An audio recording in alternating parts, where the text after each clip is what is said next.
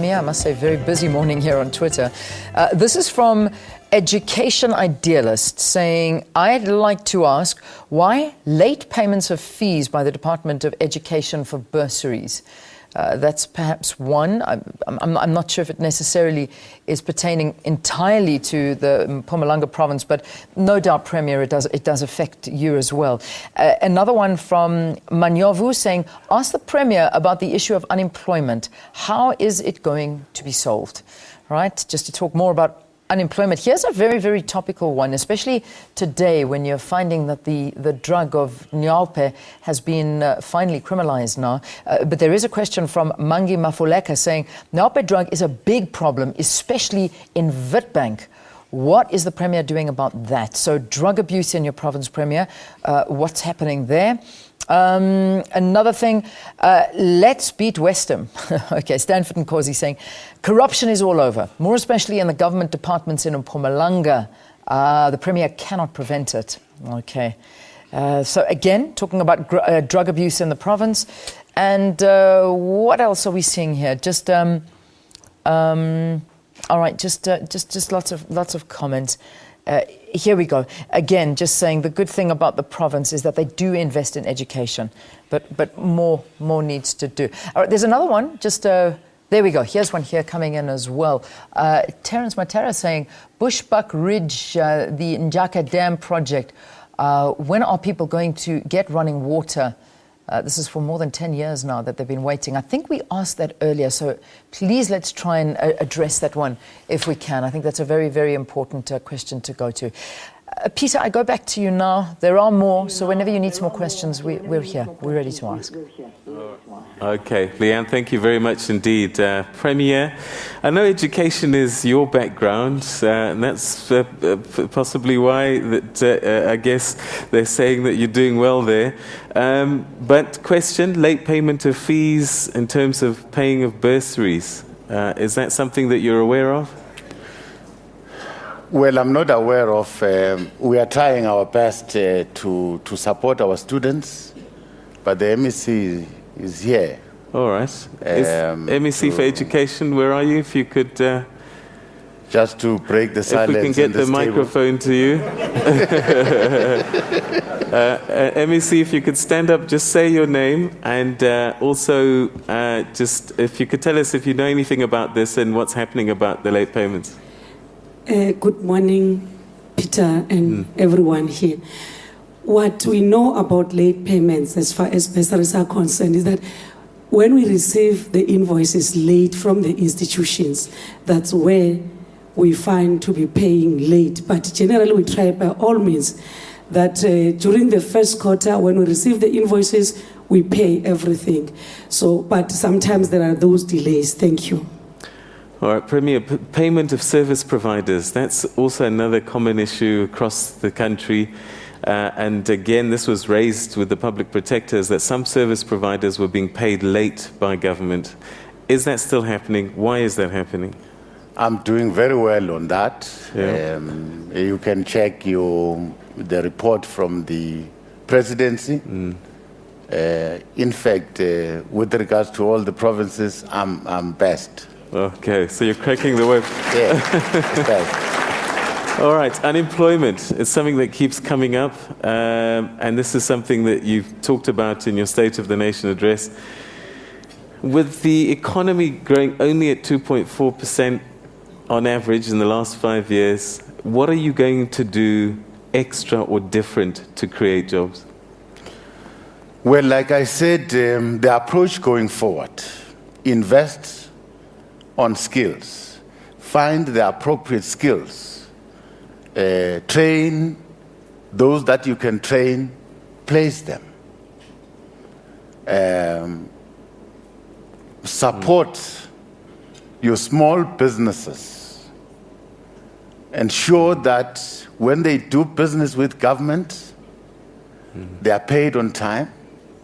These are people that can create jobs. But those people that you are sending out for skills training, definitely they are assured of employment. in the province who are targeting agriculture, who are targeting mining. The partnership that we are having with SASOL, ESCOM, and all the mining companies, we're identifying the skills that are needed by these companies, all of them. So as we train, we're going to place them. That alone is not enough. Ensure that you strengthen your education system so that you reduce the dropout rate, because those are difficult people to deal with. A person has dropped out of school. How best do you assist this person? So reduce that. Ensure that all your people go through the system. Therefore, you can train them, skill them, place them. Okay. Drug abuse. Witbank has been cited, but I guess this is something that you have to be cognizant of across the province. Have you got programs to try and combat the abuse of drugs, particularly against young people who make up 70% of your unemployed? Yes, we were aware of the problem because the province is made out of 70% of young people that are unemployed. And remember, a young mind that is bored, doing nothing, they'll always find things to do. So our duty, rather than to strengthen your police, go behind this drug lords, ensure that you remove your young people from such a situation. The only way to remove them, get them to school, get them to training, so that they are not there where they're supposed to be recipients of these drugs. You spoke about this corruption thing, but it keeps coming up, and they're not convinced by what you're saying. So I don't know how else you can tell them to convince. They're saying that it's all over in government. Maybe the question is, would you be aware if it was there? Yes. We have got institutions, committees that we have created that are always on the lookout, especially in my office. I've got a unit called Integrity Management Unit that goes everywhere, in every department. But if citizens are aware of anything, rather than to generalize, it's best to raise it, so that we pursue it and take it to finality. Latoya Kumalo says, is it true that the company that won the tender to do construction at Rob Ferreira Hospital is yours, Premier? Which company is that? Not sure. So how much influence do you have in tenders at all? I am very far from this thing. So you have no influence whatsoever? No influence. What tender has been advertised, I don't know. Who got what? When tenders are adjudicated, I don't know. Because that happens in different departments. They follow their plan. They do everything according to their plan. Now, most people who deal with tenders are HODs and going down. Are there no and MEC, no. Are there not people dropping your name? As we saw with other leaders where names are just dropped, is that not happening with you? That maybe without your knowledge, people are saying, this is DD says I can... This is DD's company. Yeah. But you must verify. If someone is dropping my name, please verify with me. Because probably I've sent that person. Why don't you pick up a phone and ask me, have you sent so and so? Okay. So All that right. we deal with the matter there. Okay. We don't make it an issue, you see. All right. Robert Masambo, table 15. Robert Masambo, table 15. Morning, Peter. Morning, Premier. I'm Robert Masambo from Disabled People South Africa. Firstly, to appreciate the fact that through your leadership, the Executive Council has resolved on the framework on reasonable accommodation for disabled people. A question comes, Premier, that can you share with the province and the country a good story in terms of what your government has done to improve the lives of disabled people? Thank you. Okay. Yeah, thank you very much. Well, the unit that looks after target groups is based in the office.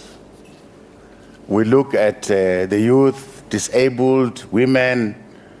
Of late, we've included older persons. Now, we've been following on matters that affect disabled people. The first matter was their employment, because they tend to be segregated because of disability.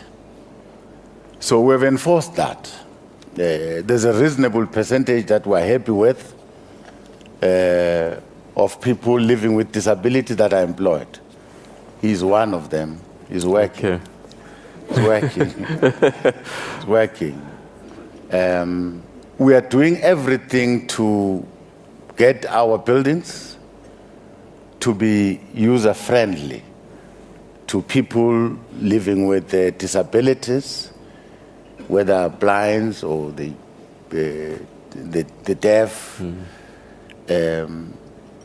Of course, we have not done enough in terms of tracing them back to where they live.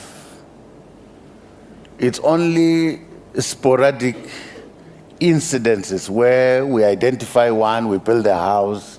We have not attended them to that level, Okay. which is what we must still do, so that we improve their conditions where they live. And we ensure that we open access to education. That we've done. We've built special schools. And some cases that are not extreme, we've allowed those in the mainstream of our system. That it's children with not severe disabilities, they can cope with those that are normal. All right, we're going to take our last commercial break, and then when we come back, we'll start taking our last few questions, but you can be one of the last tweeters as well, so stay with us for that.